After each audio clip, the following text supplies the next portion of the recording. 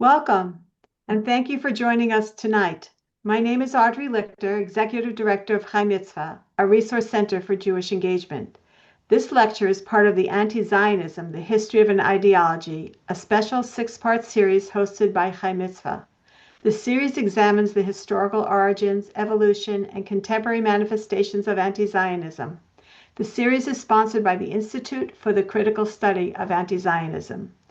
Today's Scholars Circle topic is Part 4, The Genealogy of Arab Islamic Antizionism, with Hussein Aboubakr Mansour. Chai Mitzvah is a national organization now celebrating its 17th year. We are the host of Scholars Circle and a Jewish resource center that focuses on building community through Jewish engagement programs through small group learning. Chai Mitzvah has engaged over 9,000 participants since its launch in 2009. We have over 20 curricula tailored for small group conversations for teens and adults, lay or professionally led. For more information, please visit our website at chaimitzvah.org. The Scholar Circle program was inspired by Scott Shea, our founder and board president, who authored the best-selling book Conspiracy U, a case study, which unpacks anti-Zionist conspiracy theories from the left and the right of the political spectrum. Scholar Circle has engaged over 5,000 participants since 10/7 from around the world. The Scholar Circle program hosts lectures by prominent scholars every 2 weeks on topics relating to Israel and the Jewish community, geared towards rabbis, educators, and lay leaders who are charged with explaining the complex issues the Jewish community is facing. To that end, each lecture will have a resource guide that will be sent to you after the lecture.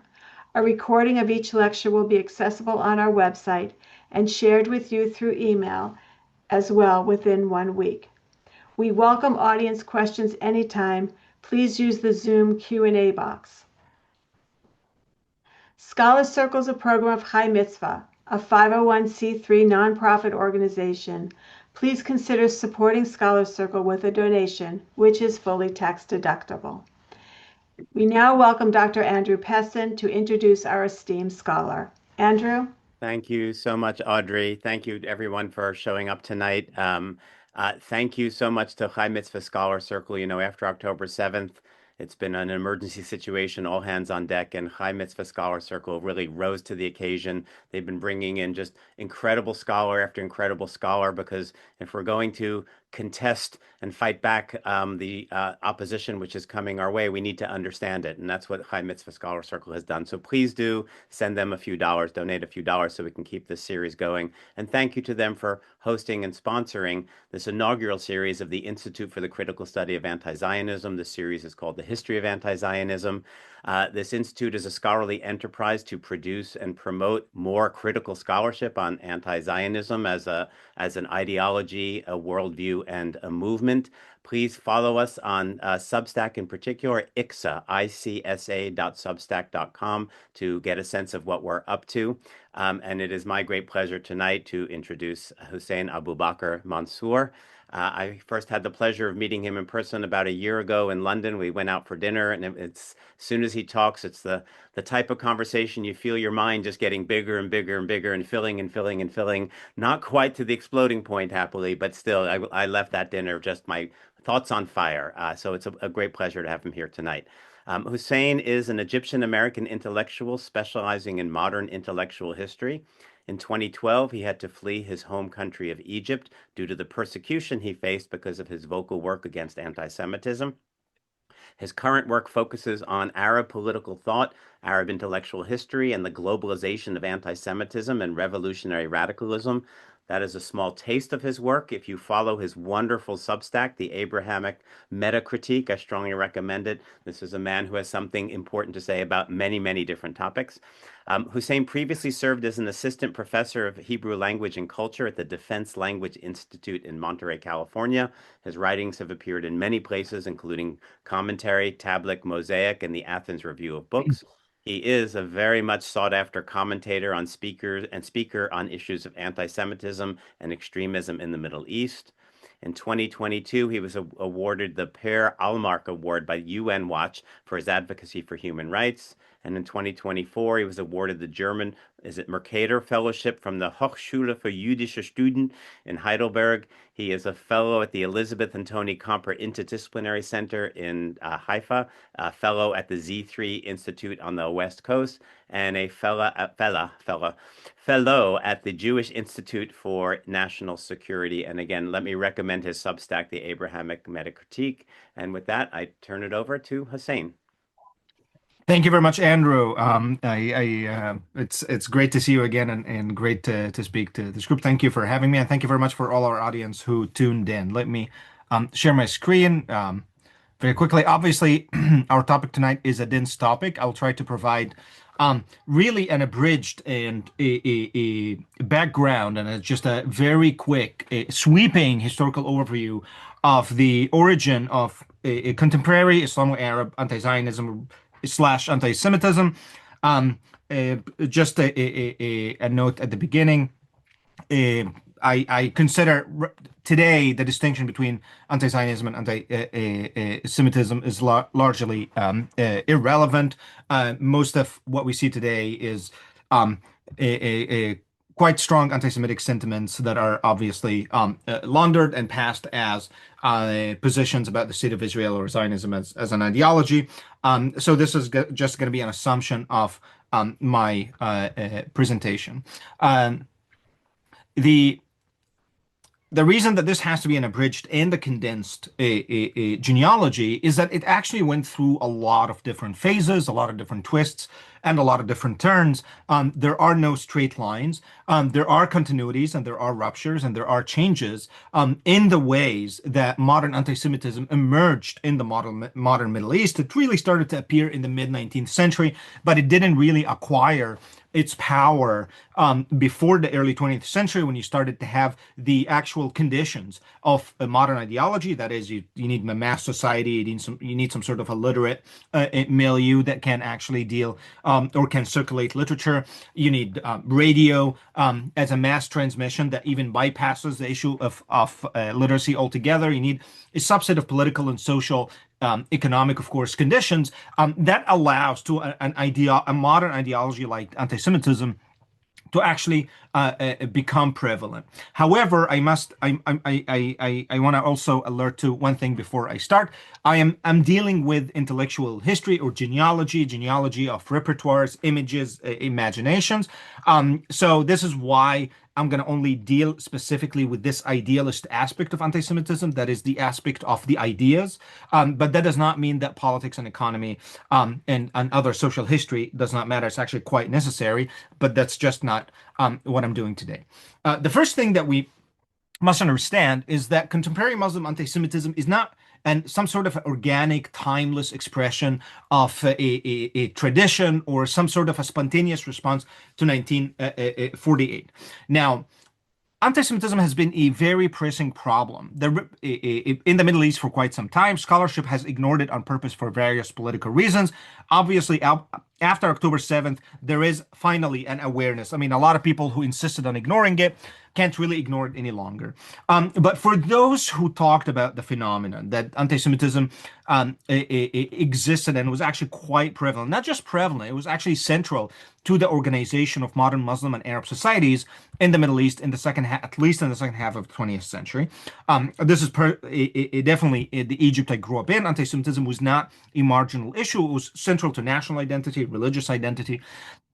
So the people who did discuss this issue and try to figure out the reasons for anti-Semitism, the obsession with Israel, the consensus, almost the regional consensus on anti-Zionism, on fighting Israel, so on and so forth. There are various just theories or understandings that emerged. I think the most prevalent, this is I'm going to mention them here, that this is something that has to do with the inherent timeless nature of Islam itself. So this answer that existed and for quite some time, that basically it's a problem with Islam, a timeless view of Jews and that sort, that made these societies this anti-Semitic and obsessive, almost hopelessly obsessed with Jews.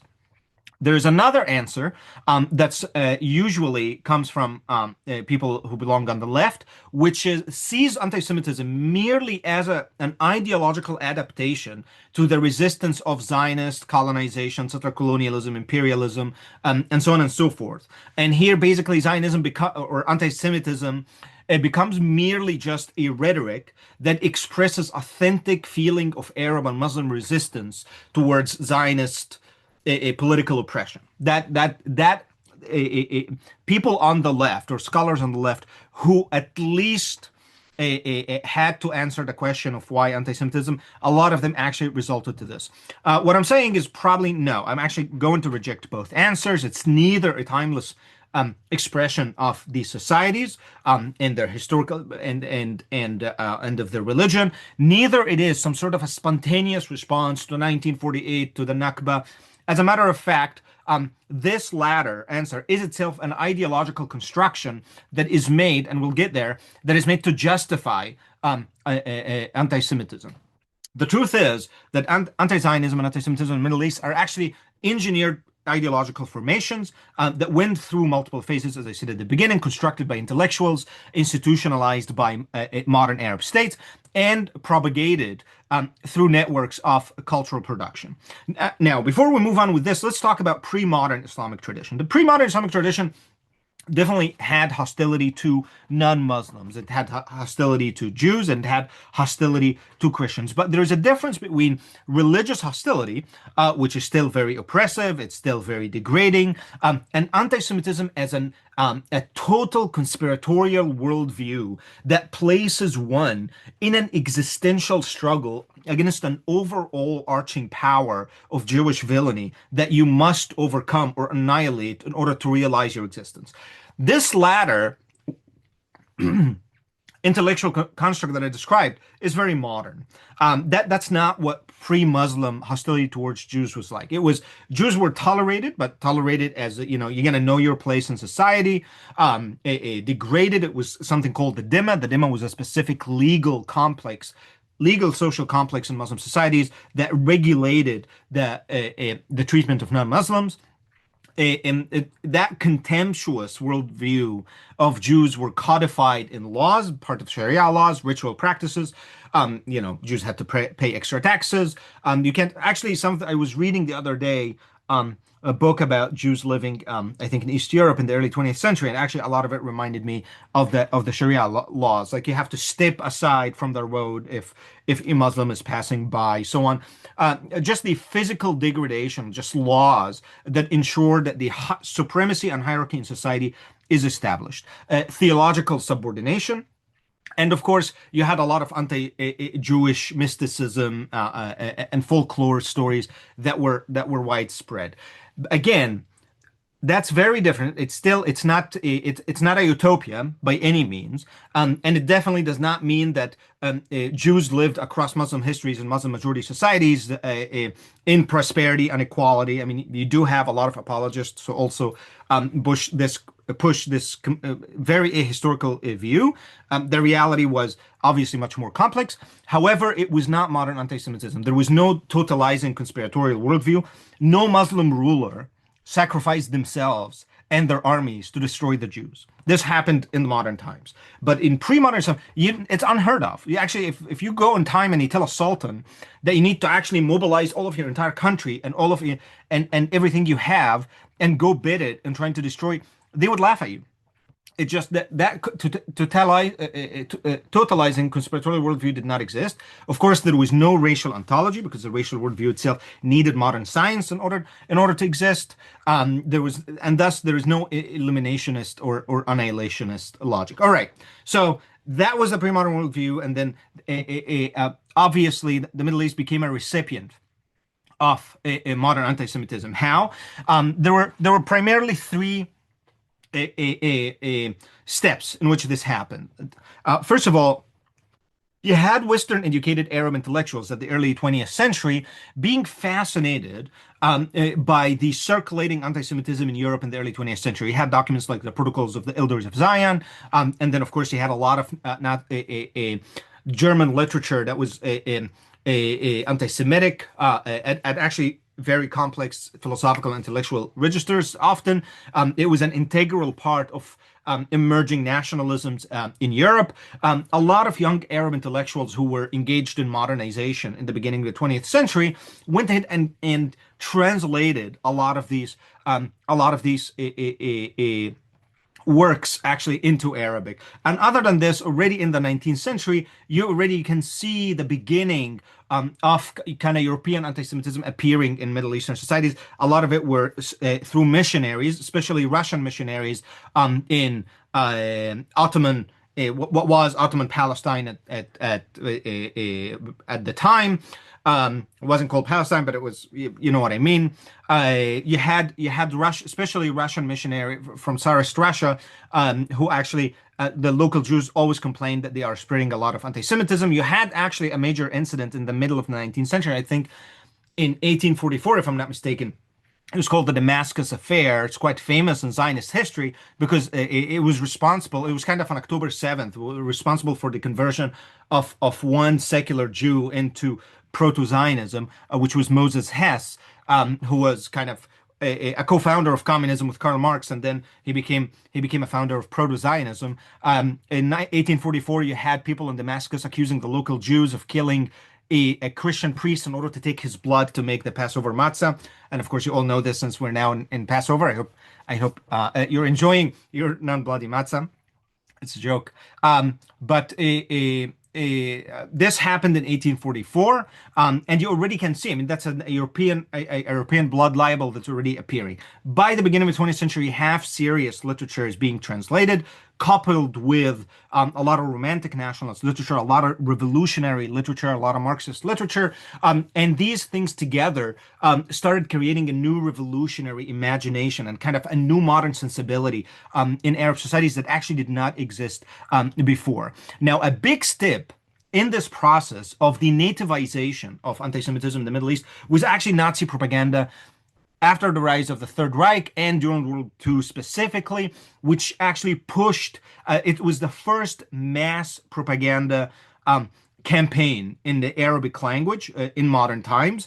It was conducted by Germany, trying to indoctrinate Arab masses through shortwave radio that was pushed from Berlin, and also a lot of dropped literature from the Luftwaffe, from the air, and smuggled into the Arab countries by different means, in trying to actually inculcate them with Nazi ideology using Quranic and Islamic language. And of course, the Mufti of Jerusalem, Hajj al-Husseini, was actually instrumental to this idea specifically. Ultimately, here you have a revolutionary milieu of intellectuals translating sophisticated nationalist ideas that are mixed with anti-Semitism that are going to become the foundation of a lot of modern Arab societies. At the same time, you have the Nazis really pushing, as I said, this was actually the first ever mass propaganda campaign that the Middle East have ever saw, pushing this anti-Semitic propaganda campaign in Muslim idiom. And this then becoming institutionalized, or this entire culture or complex now of both intellectual ideas and circulating motifs and imageries from Nazi propagandas about Jews becoming now institutionalized in newspapers, publishing houses, school curricula, so on. And that becomes the foundation of the Arab republics in Egypt, in Syria, amongst, of course, modern society for the Palestinians, in Iraq, and in many other Arab countries. The Arab Gulf was actually an exception to this because they didn't actually build these institutions at that time, and also they had a strong British presence that prevented this. But anyways, there are some examples that I want to show you. The first ever, as a matter of fact, before the Nazis, it was really the Italians who thought about all of this. They are the ones who started broadcasting in Arabic and from Rome, Radio Bari in 1935. Here's an article from the Jewish Telegraph Agency from 1938 talking about how local Arabs in Jerusalem woke up to a rash of propaganda pamphlets advertising broadcasts in Arabic from the Bari station in Italy.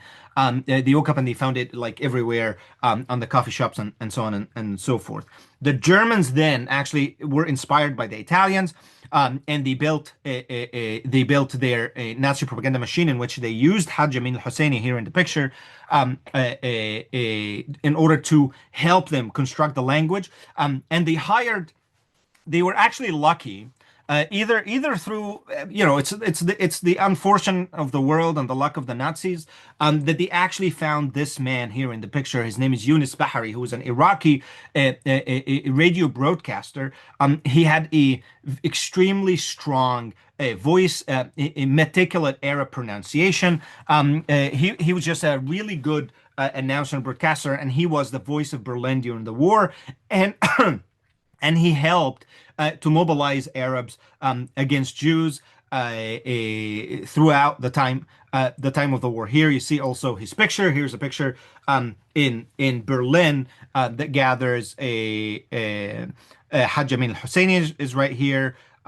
You see here Yunus Bahari, the broadcaster. You see Alfred Rosenberg and other parts of the Nazi leadership. This was a founding of tradition.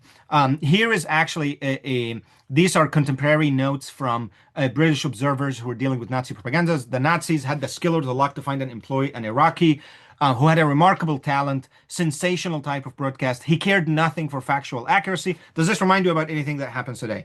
The Voice of Berlin, therefore, used every device to inflame Arab resentment against Britain against Britain for favoring Zionism. Bahari focused on the Jewish control of the Allies and referred to the U.S. as the United Jewish States. At the time, the British were highly aware of this problem, that they are losing the Middle East to Nazi propaganda. This is why they started BBC Arabic services. Here are some caricatures from the British press at the time talking about the issue. Here you see Goebbels and Himmler and Goering helping Hitler get in an Arab dress, kind of, in order to show this idea that they are leaning heavily into this. Here's another cartoon also about the same effect, with everybody is flooding the Nazi propaganda restaurant and nobody's going to the British propaganda restaurant. Now, after the war, you had the post-colonial period. That is, a lot of the British and French administrations of the different parts of the Middle East have actually left, leaving a lot of Arab societies now to declare independence. And this was the revolutionary wave of post-colonial Arab states. Then out of this came the Republic of Syria, the Arab Republic of Syria that will be ruled by the Ba'ath later, Iraq, and of course Egypt. You had revolutions, and you had the rise of Arab nationalism as a domineering ideological force out of all of these revolutionary developments that we have. And Arab nationalism became an ally of the Eastern Bloc. So now we talked about that early 20th century of just translation and fascination of European literature. Then you had a phase of direct contact with Nazi Germany. I just talked about the propaganda, but there was actually much, much more of actual fascination by intellectuals with the ideology of the Third Reich and trying to actually mimic it directly. But that was a phase on its own. After the end of World War II, you have another phase, but here the main ideological framework will become progressive third worldism, that is allied to the Soviet Union, anti-imperialist and anti-Western, with the rise of all of those revolutionary Arab republics. Now you had state-controlled media and publishing amplify all of this ideological synthesis that have been brewing for decades. Anti-Semitism became a direct tool of regime legitimation, and anti-Zionism displaces internal critique altogether. That is, everything is the fault of Israel, and this, of course, becomes mandatory, really, and becomes even the new way to speak politically in Arabic. Now, this transformation, just very quickly, had a lot of social aspects and economic aspects to it. Like, before this transformation, Arab mass society did not exist. And this is what people don't actually, I think, focus on. That is, that it was these republics who arose from this synthesis of revolutionary and German-inspired ideologies that actually created the Arab modern society, that created the Arab middle class. And they created it using this ideology. And this is why anti-Semitism and anti-Zionism is so foundational to this modern Arab subjectivity, if you will. It's because it really, it is to a large extent foundational to the political consciousness that gave birth to the modern Arab middle class to begin with. So these Arab republics were allied with the USSR, but at the same time they hired a lot of Nazi personnel, fugitives who helped with the propaganda. You see a lot of this. These are examples from revolutionary Arab propaganda at the time. You see here the anti-Semitic motifs. This is Nasser of Egypt. This is from around the 50s and 60s. And this became not just part of the local culture, but ultimately entered the global third world liberation. Because ultimately, Arab nationalism, or these Arab revolutionary republics, became part of the global wave that was sponsored primarily by the USSR, but also revolutionary China, in this big global imagination that was called third worldism, the third ideological force that's going to help defeat the forces of imperialism and colonialism, liberate humanity, including the West, from the yoke on capitalism and usher the revolution. I'm really summarizing very much in slogans, kind of the imagination of third worldism. Now, the problem is, given the centrality and given actually the major role that Arab nationalism and these Arab revolutionaries played in the third world movements back in the 50s and the 60s and well into the 70s, their own understanding of Zionism, aided by a lot of Soviet propaganda. I'm completely almost not touching on this. There are experts actually who just specialized in the issue of Soviet anti-Semitism and anti-Zionism specifically. But basically, all of this ideological synthesis ended up entering this ideology of third world liberation that will later enter Western progressivism, and that's kind of the stage that we're in. And it will, and basically will bring all of that ideological synthesis with it that really goes back to a lot of this early 20th century European anti-Semitism. There's one figure that I want to use as an example of this movement. Here you had various movements. You had from Europe, Middle East revolutionaries, a progressive Arab nationalism, a third worldism, and then basically at the end you have this becoming actually a central ideology of elite Western universities specifically. The person that I want to use is actually Faiz Sayer, and Faiz Sayer is a very important figure because he was actually the principal author of the 1975 UN declaration resolution that Zionism is racism. Faiz Sayer was actually a Christian. He was the son of a Presbyterian pastor. I think he was in Lebanon, born in 1922. So basically, this is the generation of the period that I spoke about that grew up in the interwar years and was heavily influenced by European thought, heavily influenced by Nazi Germany specifically. He was a very smart person, very intellectually inclined. He ended up joining something called the SSNP, or the Syrian, it was a pan-Syrian party, the Syrian Social National, notice the words, Social National Party, that actually was a full imitation of the Third Reich. As a matter of fact, this is a picture, as you can see here up, this is actually the insignia of the SSNP, the Syrian Social National Party. Does it remind you of anything? It's actually, it's an adaptation of the swastika. Sayer was part of that SSNP. He became actually their kind of minister of propaganda for quite some time. He wrote, I found a lot of his old essays. He wrote about the Jewish psyche that creates a Jewish bond, the mix of violent and racial and religious bond, a black and complex psyche. You'll find just classical European anti-Semitic writings that he did. A year later or two, he's going to leave the SSNP. He's going to have a problem with the party. The party itself will almost be destroyed by a crackdown from the Lebanese government. And then he will move to the United States, get a PhD, I think in Georgetown, teach at Stanford and Georgetown. And by that time, he's no longer part of the SSNP. At that time, he's now supporting the rising Arab nationalism. And then it becomes part of third world progressivism. And then he writes a lot of different books about how Palestine is settler colonialism. So he's actually the first person in 1965 to write a small pamphlet that was called settler colonialism in Palestine, and in which he basically said what applies in Congo, what applies in Vietnam, also applies to Zionism. He was actually the first person. Maxime Rodinson, who's a French scholar, will then write a book, Is Zionism, I think, Is Zionism Settler Colonialism, will write it a few years after he did, but he was the first person to apply the framework of settler colonialism to Zionism. And then later on, in 1975, he will draft.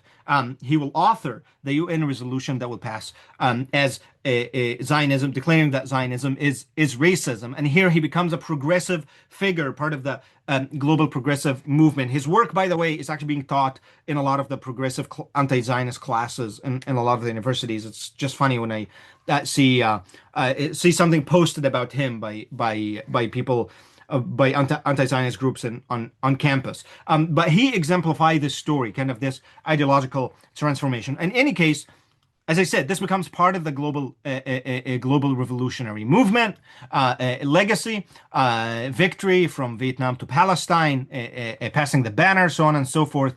And ultimately, as parts of third worldism in the Middle East gets Islamicized, that is, you had a turn in the Middle East towards Islam that was the epitome of this was the Iranian Revolution in 1979, in which a lot of these leftist revolutionaries basically converted to Islam as many times explicitly as a Maoist strategy for mass mobilization. And with them, they actually Islamicized all of this revolutionary legacy of propaganda. So basically what you see here, for instance, visually, you're seeing here secular propaganda from that period of the 60s and the 70s. This continued. All what happened is just it Islamicize it. So the fighter is no longer, this is, for example, the Communist Party. Like you would, if you look at this, the one on the far right, you would think this is a Hamas. This is actually the communist, the Revolutionary Communist Palestinian Party. So if you remove that Communist Party and you add the, Allahu Akbar, you add the Hamas symbol, then this becomes an Islamist movement. That's kind of what happened by the late 70s, the rise of jihadism, and then all of this legacy now acquires a full Islamic consciousness, political consciousness, that starts spouting its own ideological movements and terrorist movements. Hamas and Hezbollah are probably the most important examples. The Muslim Brotherhood, which was an older organization but starts to rise to power also through that wave, and offshoots a lot of movements such as Al-Qaeda and so on and so forth. And ultimately, basically, you have two trajectories that intersect together all the time, which is now what is these native Islamic movements in the Middle East that carry in them this revolutionary and anti-Semitic DNA, and of course already what exists in the global revolutionary movements. And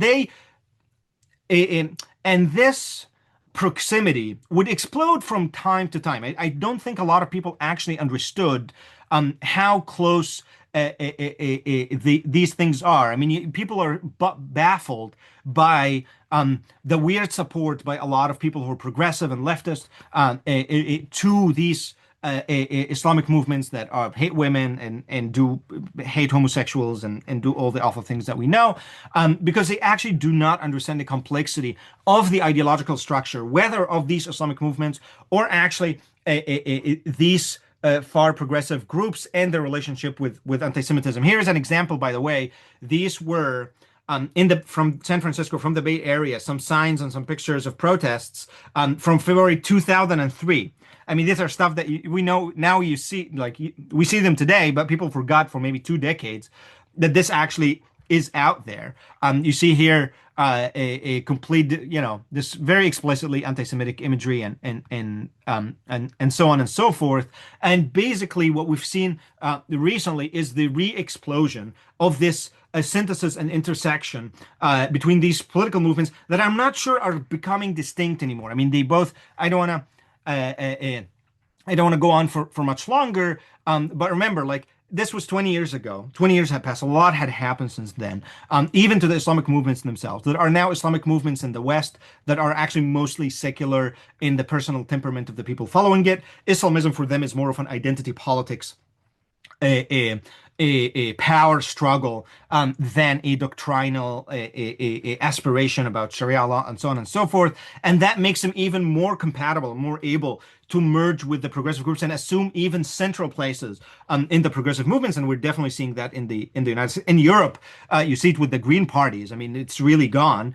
In the United States, you see it, of course, with the Democratic Party. So it's a long legacy of resentment. If you actually look closely, you will actually see its genealogy and its DNA. I just don't think that people look closely or deal with or are ready to ask questions that are comfortable. Maybe our own understanding of our modern history needs to be revised. Maybe our own understanding of how really of how different or how really separate or how big is the abyss that separates ideologies like those of National Socialism and ideologies that have to do with the left and Marxism. How big is that distinction really? I think we need to ask ourselves a lot of these questions again. So the conclusions here: Islamic Muslim and Arab anti-Zionism is a synthesis product. It's not a natural development of Islamic theology or jurisprudence. And by the way, the fact that it's synthetic and it's not really indigenous doesn't mean that it's fake or we can go back. There's no go back to anyway. If Islam wasn't like this 200 years ago, it's like this today. We have, at least in many of its forms. The eliminationist or genocidal turn required the import of European anti-Semitism, translating it into a local idiom. The nationalist, progressive, and Islamist movements were the institutional vehicles for this. Arab states instrumentalized the resulting discourse. Understanding this genealogy is a prerequisite for understanding what contemporary anti-Zionism actually is and what is not. Now, the last thing that I want to add, I'm going to stop the presentation here, but the last thing before we go to Q&A, there's something very important that I must say. Despite the fact that I tried to give this very quick ideological genealogy of ideas, intellectual constructions, just even visual images, and so on and so forth, that does not mean that that's the only thing at play. There's a lot of politics at play. There's a lot of power at play. The fact that this exists also doesn't negate the fact that there are also states very cynically who are manipulating this.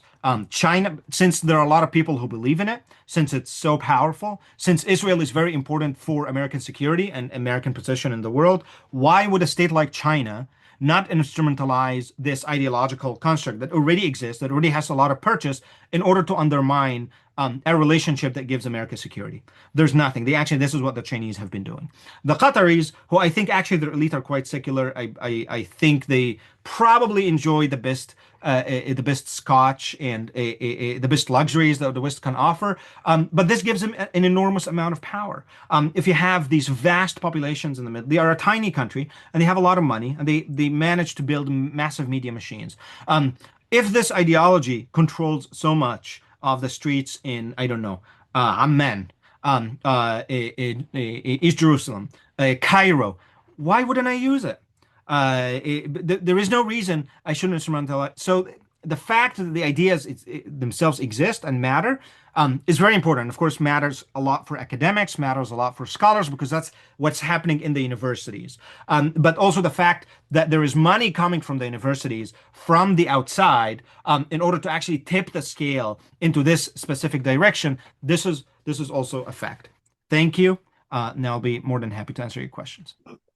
Thank you, Hussein. Thank you so much. Once again, my mind is pushed just about to the breaking point. There was so much information there, so much to absorb. Let me remind folks that you will get a link to the recording afterwards. So if you would like to watch it again, as I will for sure, please consider doing that. Please go ahead and put your questions in the Q&A box. If you don't see it on the bottom of your screen, it will be in the little circle that says ... more. You'll find the Q&A box there. So many questions coming in already. Let me just start with this one. One of your penultimate slides, you said the legacy of resentment, but you didn't talk about resentment. So I'm just curious what you might have talked about had you talked about what you intended to with that particular slide. What role is resentment playing in this whole story that you told us? No, I think resentment is central to anti-Semitism. I'm sorry for that, but this is probably it's a almost a philosophical issue. But I think resentment is the motivating dynamic of anti-Semitism regardless. It's the ultimate destination of all the resentment that one builds in their lives about everything that they wanted and they did not get. We see this definitely today for those who are unfortunate enough to be on Twitter. Are you familiar with the template now? It's very prevalent of this is what they took from you. So Yeah. so you have an image. This is nothing in the Middle East. This is actually it's actually the weirdest. I've been watching it. You can imagine how my life has been weird. I mean, I thought I escaped these things, and now all of them are re-exploding here in quite literally. I mean, exactly as vulgar and nonsensical as they are on a massive scale. So you have this template, which is an image usually shared on Twitter of something very Americana, like nostalgic, something good. A mother baking the apple pie in a nice house to the children, a football jock hugging or kissing, the cheerleader girlfriend after he won. So of course there is a sense among a lot of young men that they are not going to have this anymore, whether because of economic anxiety or demographic anxiety or whatsoever. And they think that Jews are the ones who destroyed that America and they gave us third world America. That's kind of the anti-Semitic conspiracy theory. So they post these pictures and they say, this is what they took from you. I actually remember one of the funny things that one of those pictures that was posted, it was a football jock and the cheerleader. It was actually taken in 2022. So it was just like Just a couple of years they just just a took couple it of from years you. ago. Yeah. But here you see how anti-Semitism is really an ideology of cultivating resentment that often has nothing to do with reality. I mean, it's a resentment that people have about the fears of the life that they can't have, or things about lives that they failed to have. And that's the case, of course, of many Arab societies that we talked about, before the Zoom. Andrew, we were talking about Egypt, how what's happening to Egypt today is absolutely sad. It used to be the most progressive, advanced, sophisticated Arab society, but perhaps still the days of Sadat. And today, it's completely in shambles. They trail the Gulf states by a lot, educationally, economically, so on and so forth. So you have a lot of Arab societies that promised a lot and delivered a little. Well, who's going to get the blame for this? Someone has to be blamed. I mean, I am good. I know that I'm not a failure. It's very hard for people to look in the mirror and recognize that they caused a lot of their misfortune. And this operates in anti-Semitism in general. And then it became this huge legacy of accumulated resentment across now basically 2 centuries that exist as a public fund of its images, symbols, narratives, stories, literature that can be infinitely plagiarized and copied from and translated to everything. That's a very depressing thing to say. And so in all of this, I've noticed that I think not once really mentioned Israel or anything Israel did or Right, Zionism did. So we've had this right, whole sort of analysis of the genealogy of anti-Zionism / right. anti-Semitism. Would it be your contention that much of this, I mean, you started at the beginning, it's not a response to anything Israel is or does exactly, right? It's almost, is it just constructed Right. on the other side and not really relevant to the real Israel or the real Zionism? It's most definitely not. So that Zionism of anti-Zionism has nothing to do with actual Zionism. It's very rarely touches reality anywhere, as far as I'm concerned. I mean, if Zionism as an imperialist expansionist ideology about either serving Western imperialism and capitalism by keeping Arab societies down and giving access to cheap energy resources doesn't really exist. Never really existed. There's not a single Zionist thinker that I can think of or I've heard of who ever wrote about this or for him this is what Zionism meant. The same thing for all the other definitions of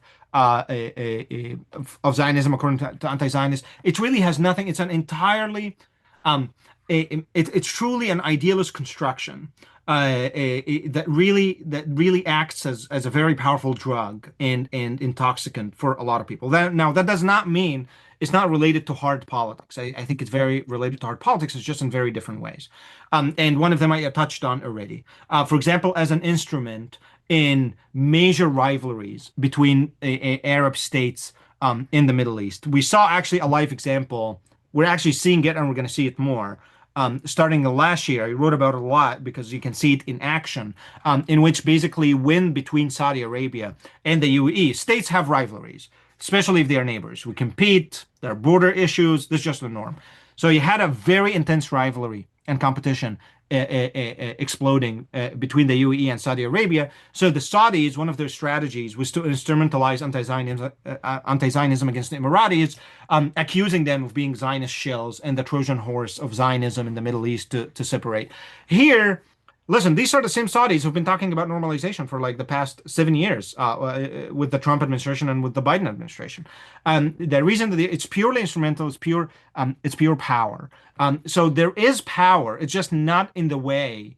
I find most of the conversations that are happening, even seriously meaning liberal people, about anti-Zionism in the Middle East, about Palestine, completely alienating because I think they completely misunderstand what is. They actually think that this is about Palestine. They actually think that Arab states, their future is stalled because there is no peace between the Israelis and Palestinians. They don't know that the structure of power is actually very different, and the function that this serves in the region, in the regional politics, is actually very central, very important, but it's not the one they think it does.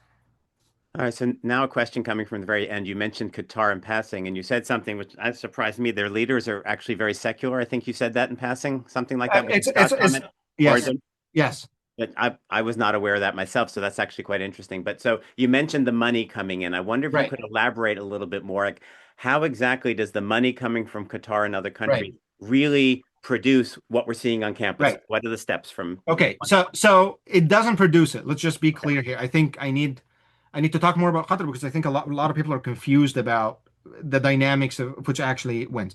So what I just talked about, this is actually the production. Again, it's very condensed and very abridged, but this is actually the production kind of line in which we got to these ideas. I mean, there was a lot. That history produced a ton of literature about Zionism as settler colonialism by really great thinkers, by the way, about how Zionism is the destruction of Zionism central to the liberation of mankind from the oppression of capitalism, like serious literature, Marxist, leftist scholars, not to mention, of course, the ton of propaganda by the Soviet Union and so on. And the world absorbed all of this. So, and a lot of this went to the Western University. I mean, remember, third worldism, thankfully, more people are becoming more aware of the issue of third worldism and how actually the third worldism was a major ideology and becoming even more major given actually now its dominance in a lot of the American academy. It absorbed a lot of this anti-Zionism and anti-Semitism. So this is present. What I want to say, we have this. We actually caused this as Americans. Our university administrations across we let this happen in so many ways. So the Qataris are not inventing these things and giving it to us. What they are doing is they are investing in it. That is, they identified long time ago, long before a lot of people noticed that this is happening. They identified a phenomenon, a development in the American university that ultimately can serve their own grand strategy regionally and with the relationship with the United States. And they started investing basically in that development. That is, they fund Arab studies programs, Islamic studies program. The biggest example is Georgetown University. This is the biggest political relationship that they had with the social science and humanities schools. They have a whole campus opened in Doha for their foreign service. And of course, Georgetown is targeted specifically because it is the main provider of credentials for a lot of our diplomatic corps, for the State Department, for the CIA, for their specific. So they are smart. They identified this is an important school. Now, anti-Zionism, anti-Semitism, and sympathy towards Islamic movements in the middle, and so on and so forth, is a development happening in the Western University. Let's go pay money for those people. That's actually what happened, and bring them and pay money for Georgetown, and then tell Georgetown we're going to establish a center for Arabic and Islamic studies, and we want those people to be in charge. This is literally what happened. So they got these people who already existed independently of Qatar, right? Some of them were white even. And they made them in charge of this center that now is responsible for teaching all the classes about, you can imagine, right? Right. Middle East studies, Middle East history, so on and so forth. And then they hire other people that they know, a lot of them even Muslim Brotherhood associated professors and so on, and they produce. Now, what do you have here? You have a major university You have a center in a major university that produces an enormous amount of literature that has the name of Georgetown on it. So you already have a lot of authority that comes with it. And then you produce studies about how Islamophobia is actually the worst problem, way worse than anti-Semitism. Islamophobia is the real problem, and it comes from, again, a research center associated with Georgetown. And then you take your groups can take it to Congress and tell the Congress members, hey, you see how. So you have, not to mention that then the other parts of the Qatari network, let's say the media, their media net will take these reports also and publish and make them an actual issue. Most of these reports are complete fabricated data. But here you can see like a whole a cycle of production that basically the Qataris invent, and ultimately through it they exercise an enormous amount of influence inside Western elite circles themselves. So multiple things are true. They did not invent this. We had it. We have to be honest with ourselves. We are the ones who are responsible for the emergence of this pathology and almost fungus in our midst.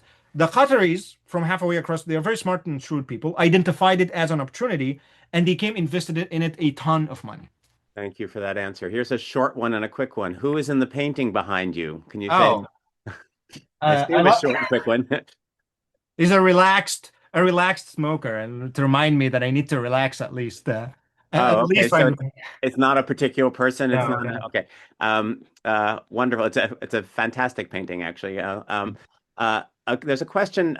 You mentioned Sayegh, if I pronounce that correctly. He's Right. a Christian figure, but we were also talking about Islamic anti-Semitism. So, Right. can you say a little bit more about the role of Christian Arabs in particular in this story? In the production of Right.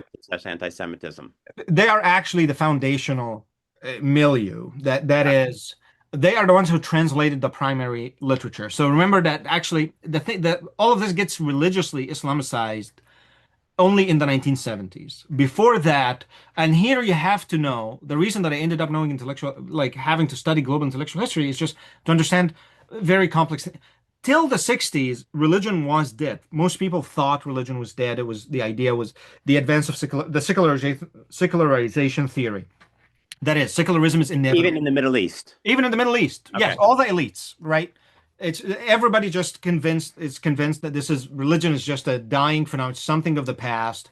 The ideology, whether leftist, nationalist, that's really the new age. I mean, that's the religion of the modern times. I mean, this is really ideas that comes from Enlightenment, gets developed really in post-Enlightenment, takes their form in modern ideologies, and then it becomes a global phenomenon. So even in the Middle East, for all of the educated elites, traditional Islam it's gone. It's never going to come back.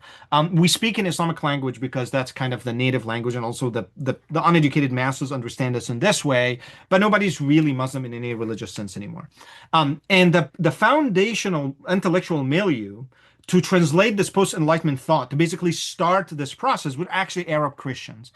They are the ones who translated. So the founders of Arab nationalism, which was basically the translator of German ideologies into Arabic, that then later get Islamicized and become Islamic movements.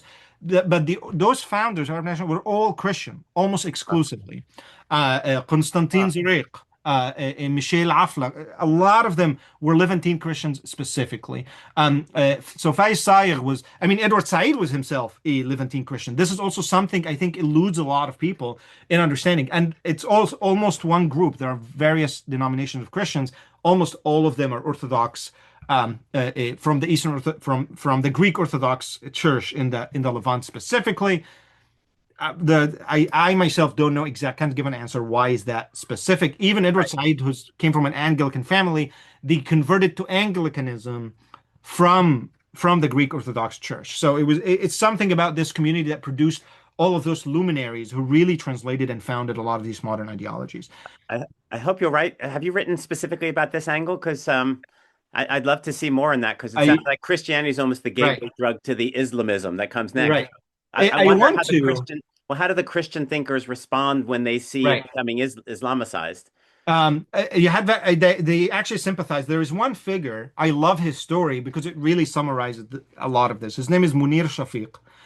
He's still alive. He lives in Doha today, so that already tells you he's a Levant Christian from Katamon, from Jerusalem.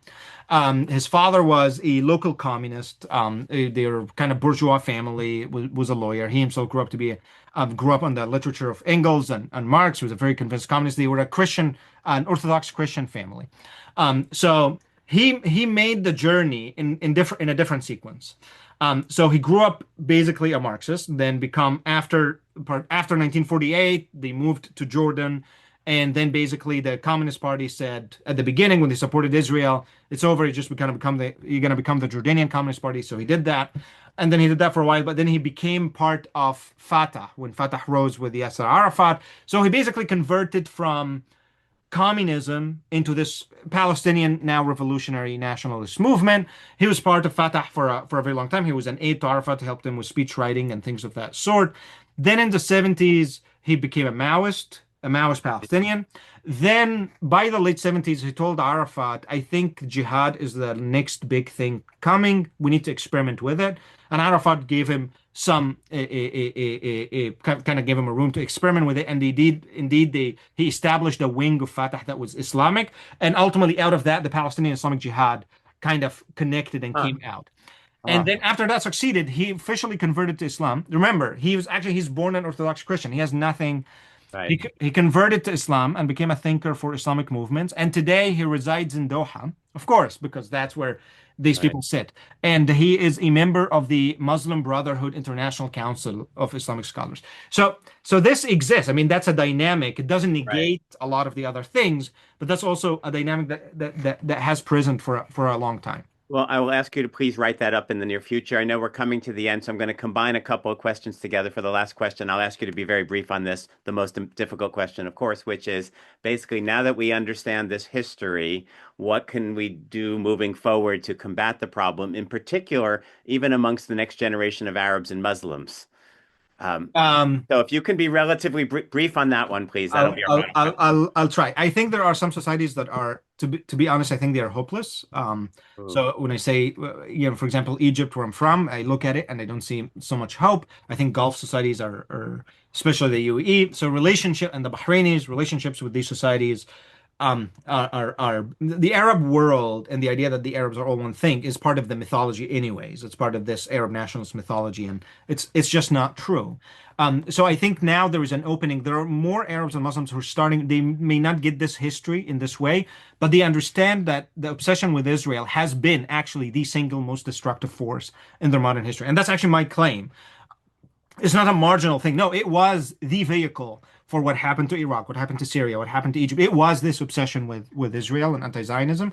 And there are more Arabs who are, I mean, it's still a minority, but there are more of them who are coming to this realization. I think the problem, the real threat that must be taken seriously, that this is happening now in Western societies, because of complex dynamics of immigration, obviously, but then what happened to the university, both in terms of radicalization. So again, that's native, that's ours. The Qataris didn't do that. We become insane. We became insane, and of course, the foreign money. This will require doing actually everything. There is not one thing that what we need to do. There's actually a lot of things. You need foreign policy needs to be involved in this.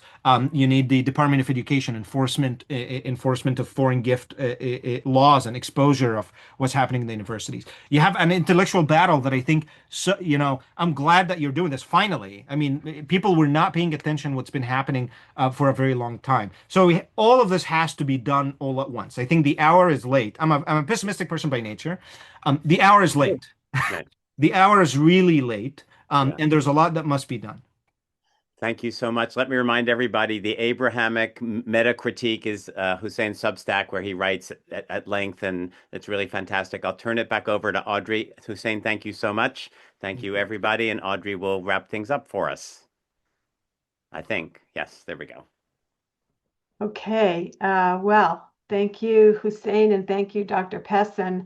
I want to put another plug into the Institute for the Critical Study of Anti-Zionism because Dr. Pessin has really brought all these amazing scholars to us and has many, many, many plans for the future. So follow him and you'll be educated and enlightened as we have been. These lectures have been incredible. So, Hussein, thank you. You're brilliant and so gave us so much. Thank you so much for this lecture tonight. There were 43 questions we didn't get to, so unfortunately, but lots of great questions in there. So thank you. So again, this lecture is recorded and it will be posted on our email on our website, and also you will get it if you registered. You will get it in email in about a week or so, and you'll have the scholar's contact to be able to follow his work. Our next Scholars Circle lecture is part 5 of this special 6-part series featuring David Bernstein, From Conspiracy to Social Justice: The Intellectual Origins and Institutional Power of Progressive Anti-Zionism. And this lecture will take place on Wednesday, April 22nd at 7 p.m. Eastern Time. That's Wednesday, April 22nd, 7 p.m. Eastern Time. You can register at joinscholarscircle.org. Please consider again a donation to support our free lectures, a donation to Chai Mitzvah to support these free lectures. And thank you for attending tonight's lecture, and we hope to see you on April the 22nd. Good night, everyone.